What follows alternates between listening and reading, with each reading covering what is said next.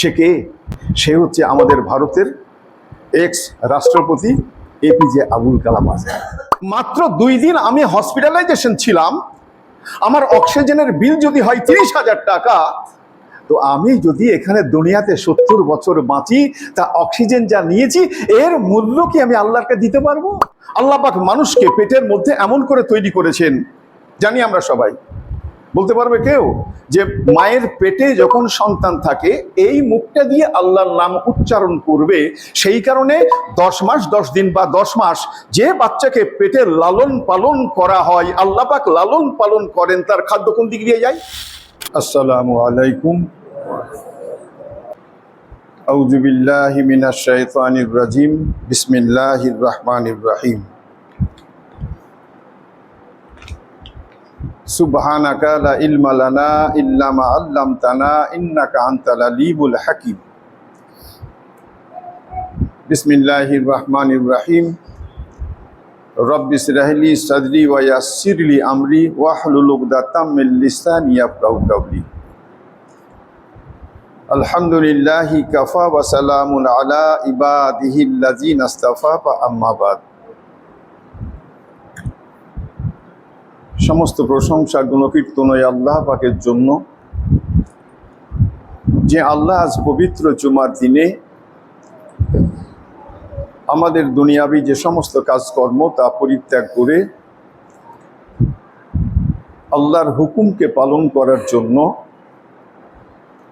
পবিত্র ঘর জুমার মসজিদ আল্লাহ পাক আমাদের আসার তৌফিক দান করেছেন। আমরা সে কারণে আল্লাহর প্রশংসা কীর্তন করি, বলি আলহামদুলিল্লাহ।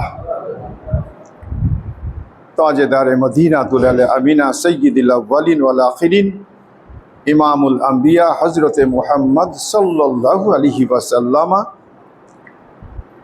তাঁর শানে হাজারো হাজার কোটি কোটি দরুদ শান্তির দ্বারা বর্ষিত হোক, বলি আল্লাহুম্মা আমিন।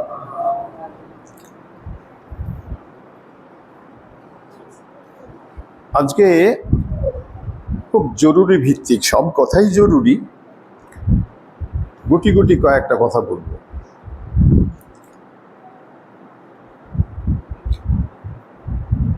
এই কারণে ছোট ছোট কয়েকটি কথা বলবো। এখন তো বয়স হয়েছে, কারণ সেই শরীরের শক্তি তেজ নাই যে অনেকক্ষণ ধরে দাঁড়িয়ে দাঁড়িয়ে কথা বলতে পারা যাবে। গত জুমাতে শরীরটা অত্যন্ত খারাপ ছিল, মনের অবস্থা খুব খারাপ ছিল, তো আল্লাহ পাক যেন সরাসরি দোয়াকে কবুল করে নিলেন, তো কুদ্দুস সাহেবকে আল্লাহ পাক পাঠিয়ে দিলেন। তো খুব ভালো লাগলো যে আল্লাহ কবুল করে নিয়েছেন আমার ইচ্ছেটা। আজকেও শরীরটা খুব একটা ভালো না, একটু খারাপ, তো এরই মধ্যেই নিতে হবে। আমার দুঃখ একটা জায়গাতেই থেকে গেল। আমি যখন পুরনো আমার বাড়িতে থাকতাম, 2টো মসজিদে আমি লোক তৈরি করে ফেলেছি। তারা কথা বলতে পারে, নামাজ পড়াতে পারে। তারপরে এখানে আসার পরে আমাদের ভুজিপাড়াতে নামাজ পড়েছি, সেখানে লোক তৈরি করে দিয়েছি, নামাজ পড়াতে পারে, কথা বলতে পারে। কিন্তু খুব প্যাথেটিক যে এইখানে এতটা দিন কেটে গেল, কাউকে তৈরি করতে পারলাম না যে একটু দাঁড়িয়ে কথা বলবে, একটু নামাজ পড়াতে পারবে, তৈরি করতে পারা গেল না কাউকে। এটা খুব প্যাথেটিক, আমার কাছে খুব দুঃখজনক এটা। তো আল্লাহ পাক আমাদের সকলকে হেদায়েত দিক, যাতে করে আমরা এই শিখাশিখির জায়গাতে আসতে পারি, বলে আল্লাহুম্মা আমিন। আল্লাহ পাক আজকে যে কথাটা গুটি গুটি বলবো, সূরা বাকারার মধ্যে 21 নম্বর আয়াত আমাদের কি শিক্ষা দিয়েছে। আল্লাহ বললেন, বিসমিল্লাহির রহমানির রহিম, ইয়া আইয়ুহান নাসু উবুদু রাব্বাকুমুল্লাযী খালাকাকুম ওয়াল্লাযীনা মিন ক্বাবলিকুম লাআল্লাকুম তাত্তাকুন। একটা আয়াত 21 নম্বর। 22 নম্বরে কি, আল্লাযী জাআলা লাকুমুল আরযা ফিরাশান ওয়াস সামা বিনাআ ওয়া আনজালা মিনাস সামাই মাআন ফাআখরাজা মিনাস সামারাতি রিজকাল লাকুম ফালা তাজআলু লিল্লাহি আনদাদাম ওয়া আনতুম তা'লামুন। এই দুটো আয়াতের ব্যাখ্যা, এই যে টাইম আমরা কথা বলি হবে না, খুব সংক্ষেপে সংক্ষেপে বলি। আল্লাহ প্রথমেই কি বললেন? ইয়া আইয়ুহান নাস উবুদু। আল্লাহ পাক পৃথিবীর সমস্ত মানুষকে যখন ডেকে কথা বলেছেন, নাস শব্দ, হে পৃথিবীর সকল মানুষ, এ ভাষাটা ব্যবহার করেছেন। আল্লাহ পাক যখন স্পেশালি কোনো মুসলমানদেরকে কিছু বলতে চেয়েছেন, তখন বলেছেন ইয়া আইয়ুহাল্লাযীনা আমানু, অর্থাৎ যারা মেনে নিয়েছ আমাকে, আল্লাহ বলে স্বীকার করেছ, তাদের কাছে মিষ্টি ভাষাতে এক বাক্য হয়েছে। কিন্তু আল্লাহ পাক এখানে কি বললেন? যে আমরা যখন নামাজে পড়ি সূরা ফাতিহা, আমরা সারাদিনে সারা রাতে যে ফরজ আল্লাহ পাক নামাজকে ফরজ করেছেন 17 রাকাত নামাজ, তো আমরা 17 বার সূরা ফাতিহা পড়ি, অর্থাৎ আলহামদুলিল্লাহি রাব্বিল আলামিন আর রহমানির রহিম এটা পড়ি। আর এরই মধ্যে একটা শব্দ আছে যেটা বলি ইহদিনাস সিরাতাল মুস্তাকিম। এই যে ইহদিনাস সিরাতাল মুস্তাকিম, এই শব্দের অর্থ কি? আমরা আল্লাহর কাছে দরখাস্ত করি, প্রার্থনা করি যে আল্লাহ, তোমার যেটা সহজ সরল রাস্তা, যে রাস্তাতে চললে তুমি খুশি হও, যে রাস্তাতে চললে তুমি আমার আযাবকে মুক্ত করে দাও, যে রাস্তাতে চললে তুমি অগণিত নিয়ামত আমাদের উপরে নাজিল করো, তুমি আমাকে সেই রাস্তাটা দেখাও। শুধু 17 রাকাত ফরজ নামাজ পড়ি, 17 বারে কথা বলি। বাকি সুন্নত নামাজ পড়ি, যত রাকাত আছে ততবার বলি। নফল যদি কেউ উদ্বৃত্ত নামাজ পড়ি বলি। অর্থাৎ সারাদিনে যদি 32 থেকে 35 রাকাত নামাজ পড়ি, ফরজ, ওয়াজিব, সুন্নত, নফল সমস্ত মিলিয়ে এতবার এই কথা বলি। ইহদিনাস সিরাতাল মুস্তাকিম। আল্লাহ কি বলছেন? ও আমার বান্দা, তোমরা আমার কাছে সহজ সরল রাস্তা পেতে চাইছো, তো আমি তোমাদের সহজ সরল রাস্তা দিয়ে দিলাম। কোনটা সহজ সরল রাস্তা? আলিফ লাম মিম যালিকাল কিতাবু লা রাইবা ফিহি হুদাল লিল মুত্তাকিন, এই শুরু। আর একদমে চলে যাও, একদম কুল আউযু বিরাব্বিন নাস থেকে শুরু করে নাস পর্যন্ত। এইটা যদি তোমরা দেখে নিতে পারো কি এর মধ্যে আছে, আর এইটাই হচ্ছে তোমাদের সহজ সরল পথ, সহজ সরল রাস্তা, এর মধ্যে সব লুকিয়ে আছে। যদি এখান থেকে অধ্যয়ন করে বের করে নিতে পারো, তা তোমরা সহজ সরল রাস্তাটা পেয়ে যাবে। নবী রাসূল পাঠাবার অর্থ কি? কি অর্থ, কি কারণে? 1 লক্ষ, মতান্তরে 2,24,000 পয়গম্বর আল্লাহ পাক দুনিয়াতে পাঠিয়েছেন। অর্থ কি? অর্থ তো একটাই, যে আল্লাহ পাকের কালামকে রসুল দুনিয়াতে এসে আল্লাহ যে সমস্ত মানুষকে পৃথিবীতে পাঠিয়েছেন তাদের কাছে পূর্ণাঙ্গভাবে সহজ সরল করে ব্যাখ্যা করে দেওয়া। এই আয়াতের মধ্যেই আছে, ব্যাখ্যা করবো এসে যাবে, যে আর নবী আসবে না। যেহেতু আর নবী আসবে না, শেষ নবী এসে গেছে, সে কারণেই নবীর উম্মতদের মধ্যেই কিছু কিছু মানুষ থাকবে যারা ইলম হাসিল করবে, অর্থাৎ জ্ঞান অর্জন করবে, কোরআন এবং হাদিস থেকে জ্ঞান অর্জন করবে। সেই জ্ঞান অর্জন তারা মুখস্থ করে মানুষের কাছে আওড়াবে। কারো সাধ্য নাই যে কোরআনের তফসির নিজে ব্যক্তিগতভাবে করতে পারে, কারোর সাধ্য নাই। কোরআনের তফসির জানতে গেলে হাদিস পড়তে হবে, ভালো করে পড়তে হবে। যখন বয়সটা কম ছিল আমার, আমি রাত্রি 2টো 2:30 পর্যন্ত পড়াশোনা করতাম। যখন পড়তে পড়তে বইটা আপসাপ কেতাব যখন বুকের উপরে পড়েই যেত, সাইডে পড়ে যেত, ওই পড়েই থাকতো, ঘুমাতাম। এতটা পড়াশোনা করি, এখনো পড়াশোনা করি, কোনোদিন পড়াশোনা না করে ঘুমাই না। সকালে এখানে আজকে দুপুরে আজকে জুম্মাতে কথা বলবো, 1.5 ঘন্টা পড়তে হয়েছে। মোতালা না করলে হয় না, আসে না। এটা ভালো করে পড়াশোনা করতে হবে, পড়াশোনা না করলে আসে না। সে কারণে আমাকে সেদিকে এগুতে হবে। আল্লাহ পাক নিজে হুকুম করছেন, এদিকে এগো, ইয়া আইয়ুহান নাস উবুদু রাব্বাকুমুল্লাযী, তোমরা ইবাদত করো। কার ইবাদত করবে? আল্লাহর ইবাদত করবে। ইবাদতের তাৎপর্য কি? ইবাদত কাকে বলে? ইবাদত কি জিনিস? ইবাদত হচ্ছে এইটা যে তোমার জ্ঞানে আল্লাহর যে মহত্ব, আল্লাহর যে বড়ত্ব, আল্লাহর যে ক্ষমতা, এই সমস্তকে সামনে রেখে তোমার এই যে মাথা, এ মাথা আল্লাহর পদতলে, আল্লাহকে তো দেখতে পাওয়া যায় না, তো আল্লাহকে না দেখেই আল্লাহর পদতলে মাথাকে ঠুকে দাও যে সমস্ত শক্তি, সমস্ত ক্ষমতা, সমস্তর অধিকারী আল্লাহ তুমি, তুমি আমাদেরকে লালন পালন করো, তাই তোমাকে আমরা মেনে নিয়েছি, আল্লাহ বলে স্বীকার করে নিয়েছি, তাই তোমার কাছে এই মাথাটা ঠুকে দিয়েছি, এর নাম ইবাদত। আর যা করতে নিষেধ করা হয়েছে সেগুলো করব না, আর যেগুলো করতে হুকুম করা হয়েছে এগুলো করতে হবে। আল্লাহ পাক মানুষকে বুঝাবার জন্য দেখুন আরো কত সুন্দর করে বললেন, ইয়া আইয়ুহান নাসু উবুদু রাব্বাকুমুল্লাযী খালাকাকুম ওয়াল্লাযী মিন কাবলিকুম লাআল্লাকুম তাত্তাকুন। শোনো, তোমাদের আমি শুধু তৈরি করিনি, খালাক মানে তৈরি করা। আল্লাহ বললেন তোমাকেই শুধু আমি তৈরি করিনি,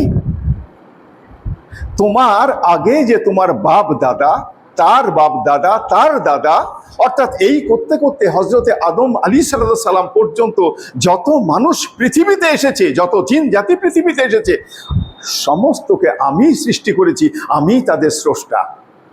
তোমরা শুধু একা নও। বোঝাই কি এখান থেকে যে তোমার আদি পিতার থেকে শুরু করে তুমি পর্যন্ত যাদেরকে আমি তৈরি করেছি তাদেরকে প্রত্যেককেই হুকুম ছিল ইবাদত করার, তারাও যেমন ইবাদত করেছে, তাদেরকে স্মরণ করে তুমিও সেভাবে ইবাদত করো। আল্লাহ সৃষ্টি সম্বন্ধে একটু ভাবি। আয়াতের মধ্যে তাফসীর করতে গিয়ে এসেছে, কি এসছে? যে আল্লাহ পাক এই মানুষের ইবাদত নেওয়ার জন্য আল্লাহ পাক মানুষকে পেটের মধ্যে এমন করে তৈরি করেছেন, জানি আমরা সবাই। বলতে পারবে কেউ যে মায়ের পেটে যখন সন্তান থাকে এই মুখটা দিয়ে আল্লাহর নাম উচ্চারণ করবে, সেই কারণে 10 মাস 10 দিন বা 10 মাস যে বাচ্চাকে পেটে লালন পালন করা হয়, আল্লাহ পাক লালন পালন করেন, তার খাদ্য কোন দিক দিয়ে যায়? নাড়ি দিয়ে যায়। রক্ত খেয়ে বেঁচে থাকে। যেহেতু এই মুখ দিয়ে আল্লাহর নামটা উচ্চারণ হবে, পবিত্র নাম উচ্চারণ হবে, আল্লাহ পাক সেই কারণে এই জবান দিয়ে খাবার না। এতটা পবিত্রতা দেখে ফেরেশতাদেরও ঈর্ষা হয় যে আল্লাহ পাক তার নিপুণ মানে তুলিতে এমন ভাবেই যা ইনসানকে আল্লাহ পাক তৈরি করেছেন বা তৈরি করছেন, এত সম্মানিত ভাবে তৈরি করছেন। আরেকটু ভাবি, খুব সুন্দর করে ভাবি। আর একটা, মুখের উপরে কি আছে? নাক আছে। নাকের নিচে কি আছে? মুখ আছে। শ্বাস প্রশ্বাস নেই। বাঁচার জন্য শ্বাস প্রশ্বাস জরুরি না জরুরি নয়? বাঁচার জন্য শ্বাস প্রশ্বাস জরুরি। এই শ্বাস নেই কোনটা? অক্সিজেন। গাছপালা এত লাগাতে বলছে কেন? দেয় কে? গাছ। আমরা অক্সিজেনটা নিয়ে ছাড়িটা কি? Carbon dioxide. কার্বন ডাইঅক্সাইড ছাড়ি, ও গাছ বেঁচে থাকে আমার থেকে, আর গাছের থেকে বেঁচে থাকে আমি। কুয়েতের একটা ঘটনা, সেদিনকে পড়ছিলাম একটা জায়গাতে। এক ভদ্রলোক হসপিটালাইজেশন হয়েছে, তো তার অক্সিজেন দিতে হবে। তো অক্সিজেন দেওয়া হয়েছে, হসপিটাল থেকে যখন ছাড়ছে তখন তার বিল হয়েছে 30,000 টাকা। তো বলছে যে 30,000 টাকা বিল হয়েছে, আপনি মিটিয়ে দিন। তো 30,000 টাকা বিল হওয়া শুনে ওই লোকটি অঝর নয়নে কাঁদতে শুরু করেছে। এখন হসপিটালের মালিক উনি ভাবছেন যে হয়তো গরিব মানুষে দিতে পারবে না, তাই ভাবছেন কি আপনি দেওয়ার সামর্থ্য নাই, আপনি কি এই টাকাটা দিতে পারবেন না? লোকটা তো আসলেই বড় লোক। বলছে না, আমি সে কারণে কাঁদিনি, আমি এই কারণে কাঁদছি, মাত্র 2 দিন আমি হসপিটালাইজেশন ছিলাম, আমার অক্সিজেনের বিল যদি হয় 30,000 টাকা, তো আমি যদি এখানে দুনিয়াতে 70 বছর বাঁচি, তা অক্সিজেন যা নিয়েছি এর মূল্য কি আমি আল্লাহকে দিতে পারবো? ভাবি এটা, যে আল্লাহ পাক আমাকে অক্সিজেন দিয়ে বাঁচিয়ে রেখেছেন, আমাকে তো সেই আল্লাহ পাকের ইবাদত করতেই হবে। বাঁচার জন্য শ্বাস যতটা জরুরি, তো ইবাদত করে জান্নাত পাওয়ার জন্য ইবাদত করাটা ততটাই জরুরি। আল্লাহ পাককে সন্তুষ্ট রাখার জন্য, সন্তুষ্ট করার জন্য ঠিক ততটাই জরুরি। আল্লাহ পাক এ তো আমাদেরকে প্রথমে তৈরি করে নিয়ামত দিয়েছে, তৈরি করে এই নিয়ামতটা দিয়েছে। আজকে গায়ের রক্ত যদি শর্ট হয়ে যায়, অন্যের থেকে রক্ত ঢুকোতে হয়, কিন্তু এই রক্ত আমাকে আল্লাহ পাক যে সমস্ত খাদ্য তৈরি করেছেন, যেখান থেকে রক্ত তৈরি করে যতটুকু রক্ত আমার দেহে লাগবে, আল্লাহ পাক সে রক্তটা আমার ব্যবস্থা করে দিয়েছেন। এইটাকে পরের আয়াতে ব্যাখ্যা করব, কিন্তু হাতে সময় কম, তো ওই আয়াতটা ধরলে আর পারা যাবে না অনেকটা। সামনের জুম্মাতে ওটা করব, যে কি করে আল্লাহ পাক আমাদের দুনিয়াবি নিয়ামত, 4টে নিয়ামত ওর মধ্যে আছে।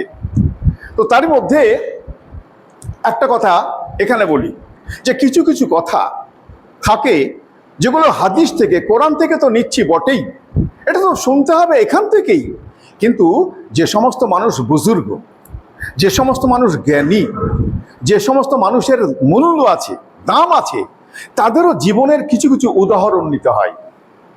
সেই উদাহরণ নিলে কি হবে না, আমরাও গুণে গুণান্বিত হতে পারবো, জ্ঞানী হতে পারবো। আমি একটা ছোট্ট কথা বলে আজকের কথা শেষ করছি, কারণ শরীরটাই তো আমার একটু, কথা বলছি হাঁপ লাগা মতন লাগছে, নিশ্চয়ই কেউ বুঝতে পারছে। খুব সুন্দর একটা কথা বলি। কথাটা হচ্ছে এই, যে একটা স্কুলে শিক্ষক আছে, পড়াচ্ছেন, ছাত্র আছে প্রায় 40টা মতন কি 45টা ছাত্র। তো ছাত্রকে সব শিক্ষক মশাই বললেন যে শোনো, আমি তোমাদেরকে একটা অঙ্ক দিচ্ছি, তো তোমাদেরকে একটা অঙ্ক দিচ্ছি, তোমরা যদি এই অঙ্কটা সবাই করতে পারো, তাহলে আমি তোমাদেরকে 1 জোড়া জুতো গিফট করব। তাহলে হ্যাঁ স্যার ঠিকই আছে, দিন, আমরা করব। অত্যন্ত কঠিন একটা অঙ্ক মাস্টার মশাই দিয়েছেন। তো খাতার মধ্যে প্রত্যেকটি ছাত্র অঙ্কটা করে জমা দিয়েছেন। তো জমা যখন দিয়েছেন, তো শিক্ষক দেখছেন যে প্রত্যেকেরই অঙ্কটা হয়েছে, কারো অঙ্ক ভুল হয়নি, একদম ঠিক আছে অঙ্ক। মাস্টারমশাই বললেন, আমি তো 1 জোড়া জুতো দিতে পারি, কিন্তু এতটা তো দিতে পারবো না। তাহলে একটা কাজ করো, যে তোমাদের রোল নাম্বারটা আর নামটা লিখে আমাকে দাও, একটা জায়গায় রাখি, একটা লটারি করি, যার নাম উঠবে তাকেই জুতো জোড়া দেব। সকল ছাত্র বললেন, হ্যাঁ স্যার ঠিক বলেছেন, খুব ঠিক কথা, তাই সেটাই ভালো হবে, খুব ভালো। বলে দাও তাহলে। তো সবাই লিখে লিখে এনে স্যারকে দিলেন, স্যার নিজে সব দেখলেন, রাখলেন, দিয়ে বললেন ঠিক আছে, আমি এবার টিকিটটা তুলব, মানে এই যে লটারিটা। ভালো করে ঘুরলেন, ঘুরিয়ে টুরিয়ে একটা তুললেন, কিন্তু মাস্টারমশাই দেখে নিয়েছেন সব, যে কি চিরকুটের মধ্যে আছে। একটা তুললেন, তাতে লেখা আছে রোল নাম্বার 1, নাম হচ্ছে আব্দুল। সবাই খুশি। টিচার্স রুমে গিয়ে শিক্ষক অঝর নয়নে কাঁদছেন। তো অঝর নয়নে কাঁদছেন, পাশালি অন্যান্য শিক্ষকরা এসে বললেন, কি স্যার, কি ব্যাপার, কাঁদছেন কেন, কি হয়েছে? কেউ কিছু বলেছে নাকি, কোনো দুঃখ, কোনো কষ্ট, কি হয়েছে কি? তো মাস্টার মশাই শিক্ষকদের সামনে গল্প করলেন যে আমার জীবনটা স্বার্থ এ কারণে না, আমি কিছু ছাত্রকে তৈরি করতে পেরেছি। আমি দেখেছি আমার রোল নাম্বার 1, তার পায়ে জুতো নেই, সে কোনোদিন জুতো পরে আসতে পারে না, মানে কেনার সামর্থ্য নেই হয়তো, তাই কিনে আসতে পারে না। তা আমি ওকে এক জোড়া জুতো দেওয়ার মানসিকতা করে আমি এই প্ল্যানটা করেছি। আমি খুব কঠিন অঙ্ক দিয়েছি, কিন্তু সব ছাত্রই করতে পেরেছে। আমি যখন বললাম টিকিট করব, তখন দেখলাম আমার প্রত্যেকটি ছাত্র সবাই লিখেছে যে 1 নম্বর রোল আর নাম তার আব্দুল। কি ভাবেন ব্যাপারটা, সব ছাত্রই লিখছে। তা এই যে সব ছাত্রের একটা সহানুভূতি, আমি যেটা বুঝতে পেরেছি, আমার 1 নম্বর রোল নাম্বার 1, আমার ছাত্র জুতো নাই, পয়সা নাই, কিনে আসতে পারে না, আর আমি এটা অনুভব করে, আমার যত ছাত্র সবাই অনুভব করে, প্রত্যেকে নিজের নাম নিজের রোল বাদ দিয়ে ওই সবাই লিখেছে ওরই নাম আর 1 নম্বর রোলটাই লিখেছে। সে কে? সে হচ্ছে আমাদের ভারতের এক্স রাষ্ট্রপতি এপিজে আবুল কালাম আজাদ। আমার এই কথাটা, এই গল্পটা বলার উদ্দেশ্য অন্য কিছু নয়। আমরা যারা এখানে নামাজ পড়ি না, আমার পিছনে অনেক অনেক কথা আসে। সবাই যদি আমরা মানসিকতাটা ভালো রাখি না, তো আমরা ধর্মের দিক দিয়ে অনেক উঁচুতে চলে যাব। কিন্তু অনেক মানুষই আছে, তার জ্ঞান না থাকার কারণে আজে বাজে কুমন্তব্য করে। আর এই কুমন্তব্য করে কি হয়, যে যার নামে কুমন্তব্য করছে তার যদি গোনা থাকে, সেই গোনাটাকে সে ঘাড়ে চাপিয়ে নিল, এর গোনাটা মাফ হয়ে গেল। সেই কারণে আমরা কুমন্তব্য থেকে বাঁচি। যারা নামাজ পড়ছি, কথা শুনছি, যেই কথা বলুক শিক্ষক হিসেবে মানি, আর যখনই আমি শুনবো তখন আমি ছাত্র হিসাবে হয়ে যাই, আর কথাগুলো শুনে আমল করার চেষ্টা করি। তাহলে কি হবে না, সকলেই আমাদের মধ্যে একটা ভ্রাতৃত্ব হবে, বজায় থাকবে, আমাদের সহানুভূতি থাকবে। আর আল্লাহ যে বলেছে না, যে কোরআনকে ধরিয়ে রাখো, আঁকড়িয়ে ধরে রাখো, তোমরা সবাই সাকসেসফুল হবে, তা সেটা আমরা হতে পারবো। যা শুনলাম প্রত্যেককে আমাদের ভালোভাবে আমল করার আল্লাহ পাক তৌফিক এনায়েত করুন বলে আল্লাহুম্মা আমিন। ওয়া আখিরু দাওয়ানা আনিল হামদুলিল্লাহি রাব্বিল আলামিন।